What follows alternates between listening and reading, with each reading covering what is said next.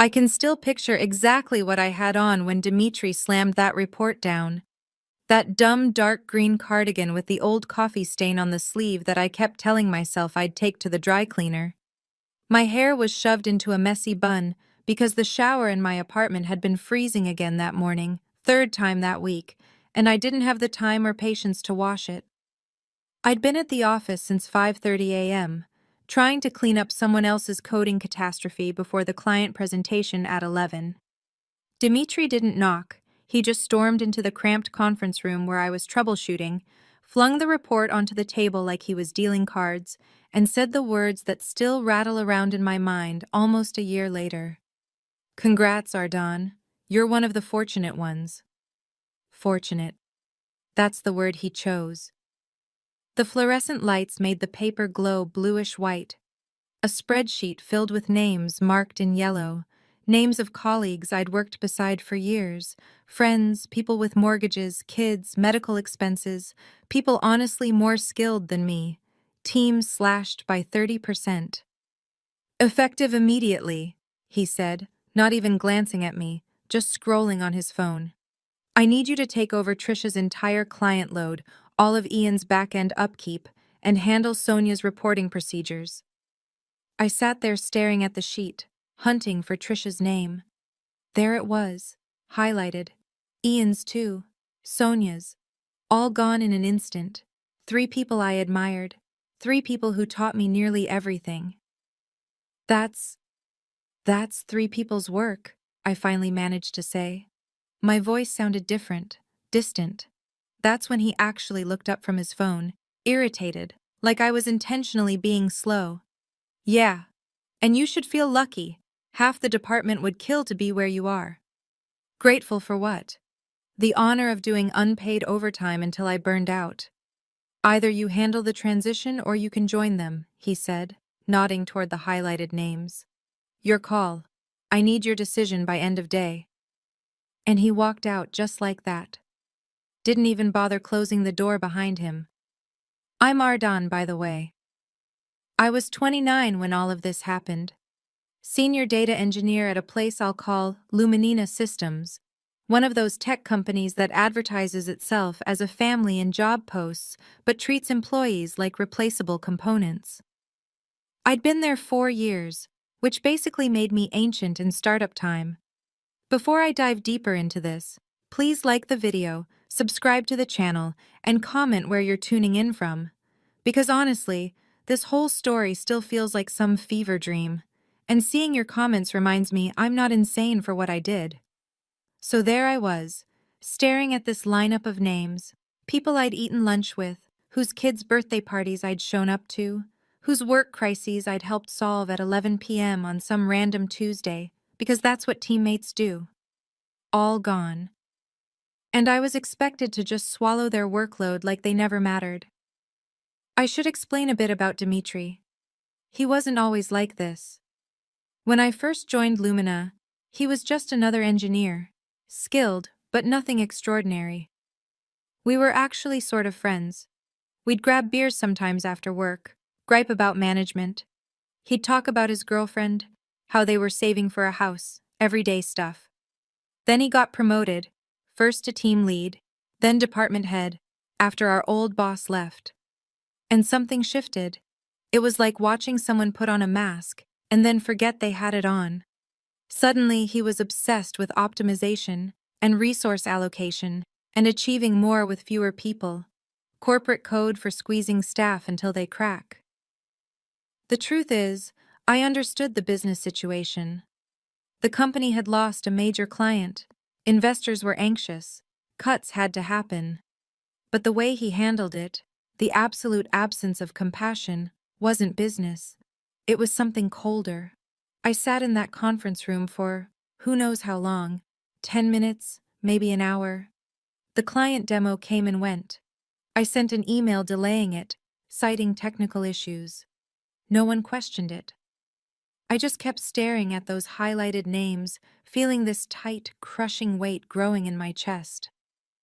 I finally stepped out of the conference room around 2 p.m. The office felt different. Half-empty desks, people whispering, Someone crying in the bathroom. I could hear it through the thin cubicle walls. A few coworkers glanced at me as I walked by, their eyes a mix of pity and relief. They knew who had been cut. They knew who had been spared. I tried to work that afternoon, but my thoughts wouldn't stay still. I kept thinking about Trisha, who'd stayed late countless evenings teaching me how to navigate the client management system. Them when I first joined. Sonia, who brought homemade tamales to the office every Christmas. Who had a son with special needs she was putting through private schooling. Ian, quiet and brilliant. The one who once resolved a critical server failure from his phone while attending his sister's wedding. All gone, and somehow I was supposed to take on all their responsibilities, plus my own. Around 4:30, Dimitri messaged me. Need your answer by 5. No greeting, no explanation, just a deadline. I typed and erased maybe 20 replies. Everything from I quit to I'll do it to several creative combinations of words I definitely can't say on YouTube, but none of them felt right. Eventually, I walked to his office. He was mid-call, but motioned me in anyway, still talking about quarterly projections like this was just any average Thursday. When he hung up, he didn't even meet my eyes, just said, "So, what's it going to be?" I was worn down. I'd been running on caffeine and anxiety for weeks. My apartment was chaos. I couldn't remember the last time I'd phoned my mom. The idea of taking on 3 more people's workload made me feel physically sick. I need the weekend, I said softly, to figure out how to handle this. He looked irritated, but nodded. Fine, but I want a transition plan on my desk Monday morning. 9 a.m. on the dot. I nodded and left. As I reached the door, he called out, "And Ardon, don't let me down. You're not irreplaceable." That was the moment. Something inside me just cracked. You know that sensation when you've been forcing yourself to hold everything together for so long that you forget what it feels like to be whole? That was me.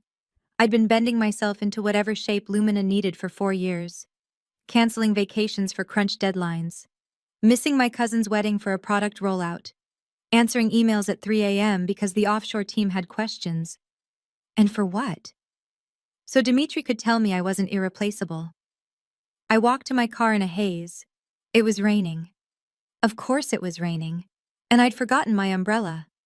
By the time I made it to the parking garage, my cardigan was drenched and my mascara was streaking down my cheeks. I sat in my car for a long time, not even starting the engine, just listening to the rain hitting the roof and feeling this strange calm settle over me. I wasn't going to do this anymore. But I wasn't just going to walk away either. That would be too easy, too expected. No, I was going to show Dimitri exactly what irreplaceable truly meant. I drove home in a kind of fog, this idea taking shape in my mind. It wasn't even a plan at first, more like a feeling, an inevitability.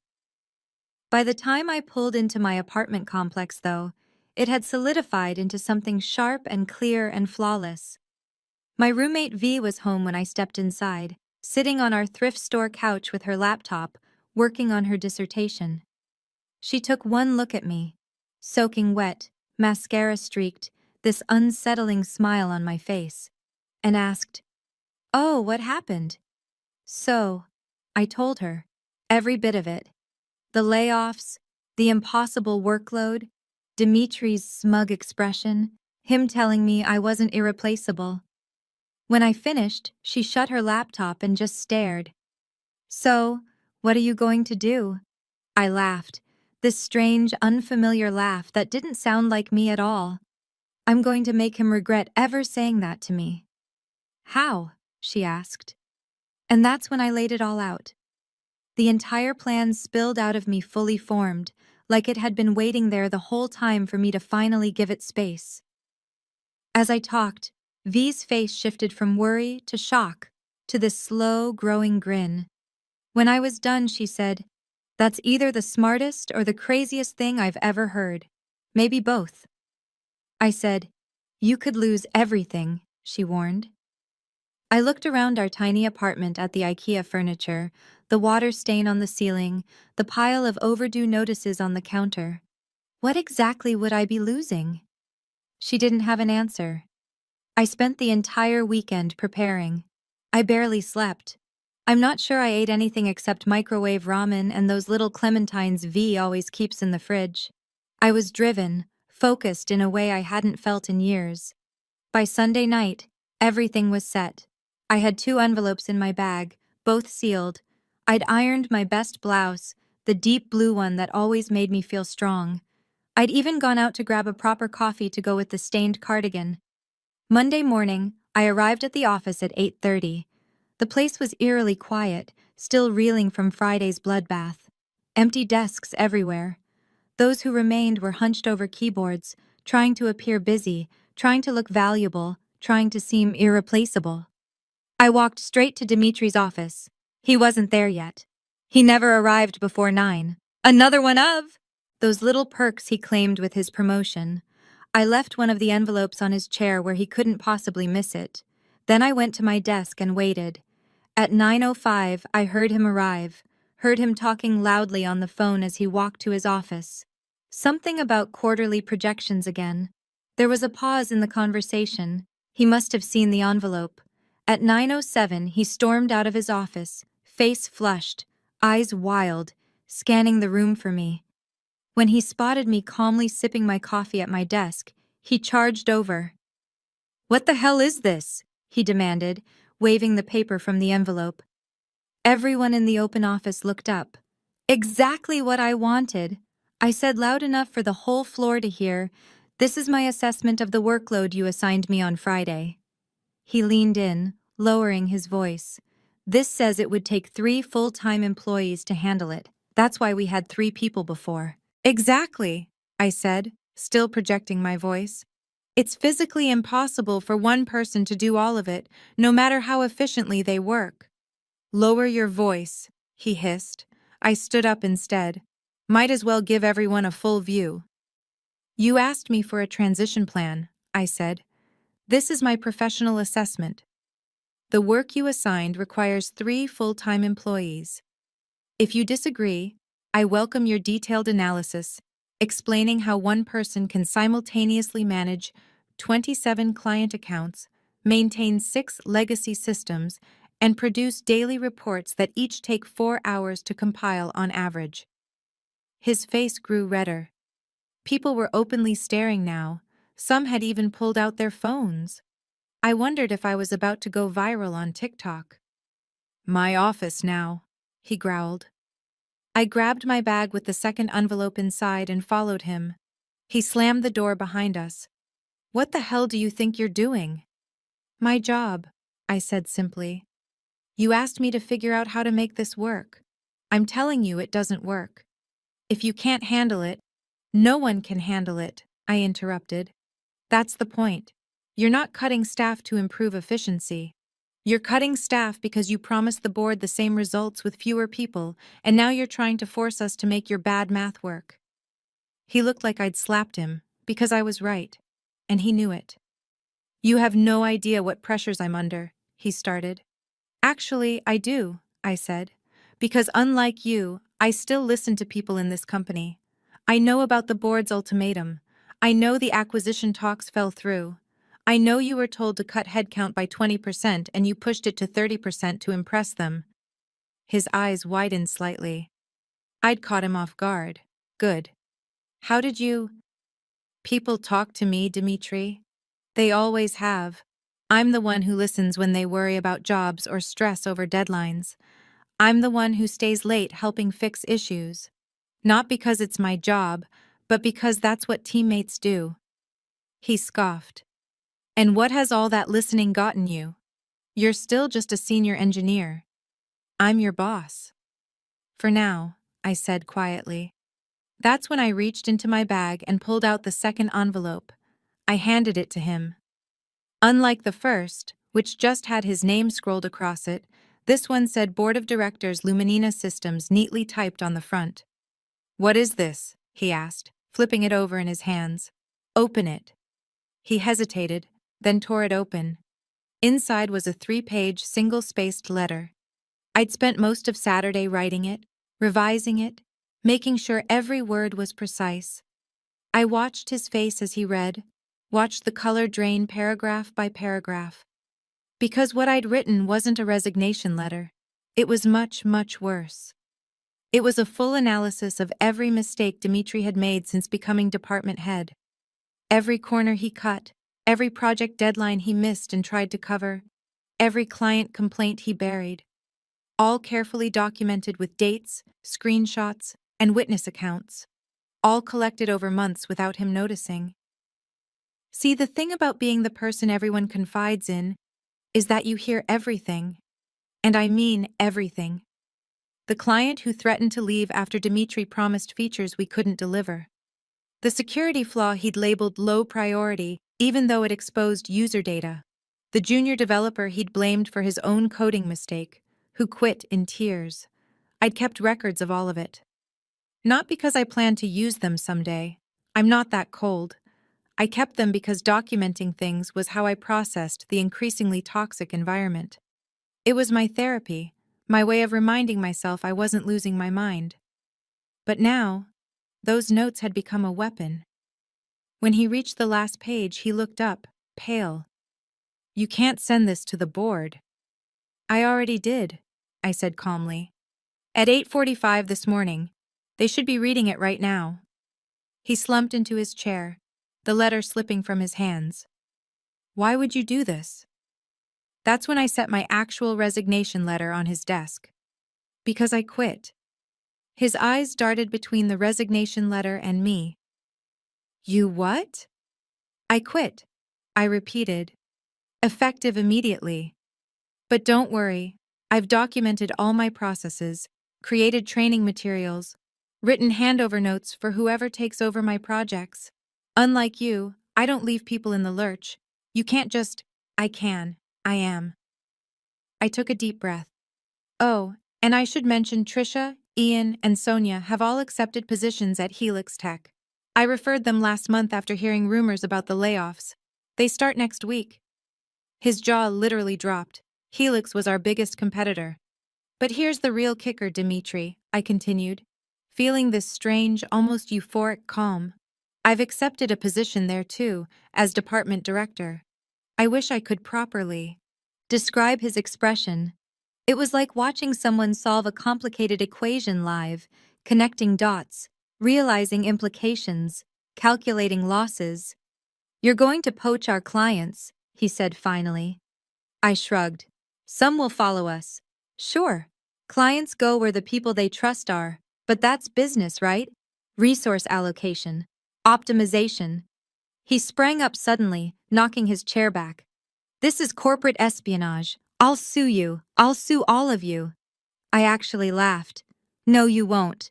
That would mean explaining to the board why your entire senior engineering team left for a competitor.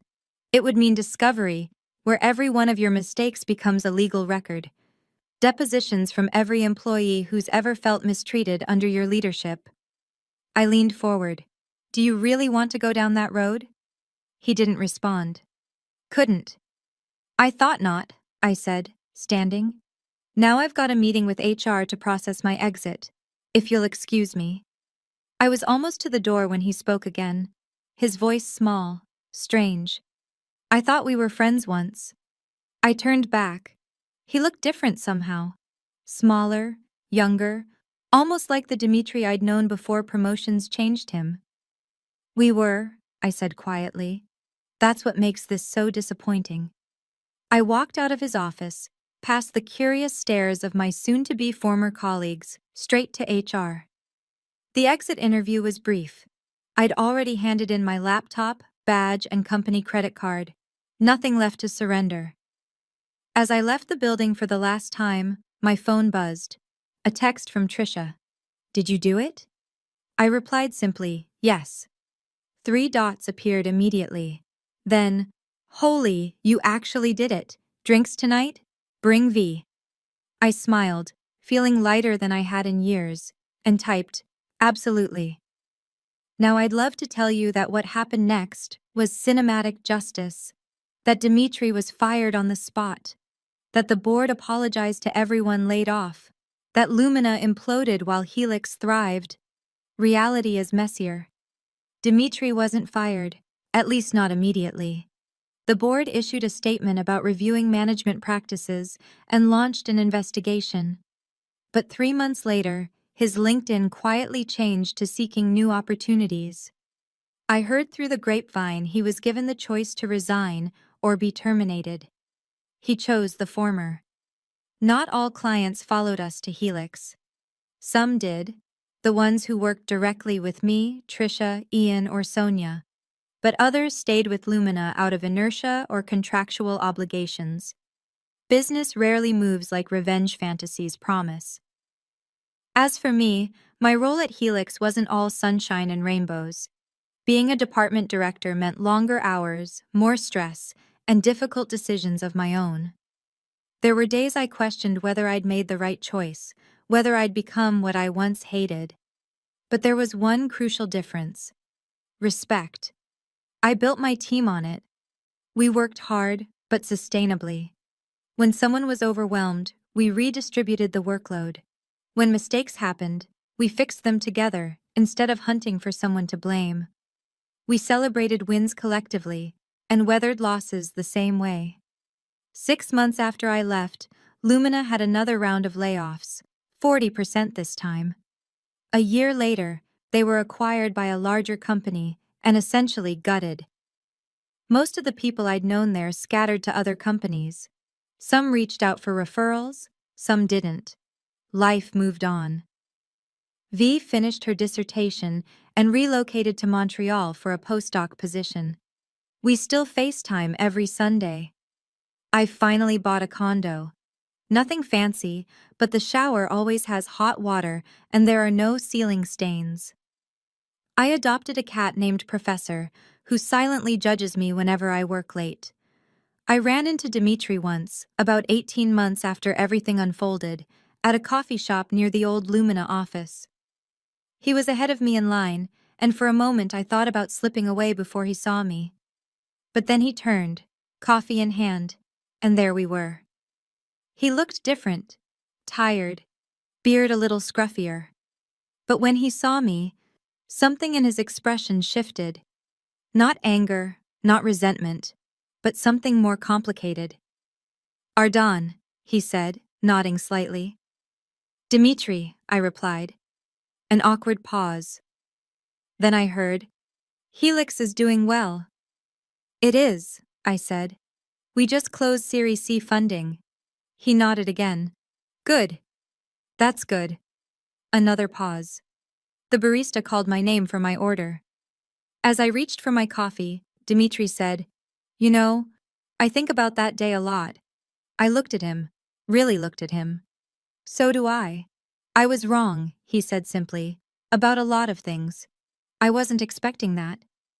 An apology from Dmitri was like seeing a unicorn in the wild. Theoretically possible, but statistically improbable. "Yes," I agreed. "You were." He almost smiled at that. Still direct, as always. Some things never change. He shifted his weight, gripping his coffee cup a little too tightly. "I'm consulting now, helping startups avoid the mistakes I made." That's surprisingly self-aware. Public humiliation will do that to someone. There was no bitterness in his tone, just a statement of fact. I nodded, unsure what else to say. We'd run out of small talk, but it felt like something important hung in the air, unresolved. "Finally," he said, "I should go. It was good to see you, Ardan." "You too," I said, surprised to realize I meant it. As he turned to leave, I called after him. "Dmitri." He looked back. "I hope you find what you're looking for." A small, genuine smile this time. "I think I'm getting there." And then he was gone. I stood there for a moment, coffee cooling in my hand, feeling strangely unsettled. Not bad, more like the relief you feel after putting down a heavy backpack you've been carrying for miles. Relief mixed with the phantom weight you thought you'd never drop. Because here's the truth I didn't expect. Revenge doesn't feel like you imagine. In movies, it's triumphant, cathartic.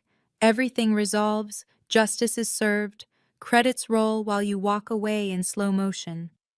Real revenge is messier. It changes you. Even when you're right, especially when you're right, there's a hollow space afterward where all that anger and purpose used to live. You have to fill it with something else, or you just become another version of the person who wronged you. I'm still figuring out what to fill it with.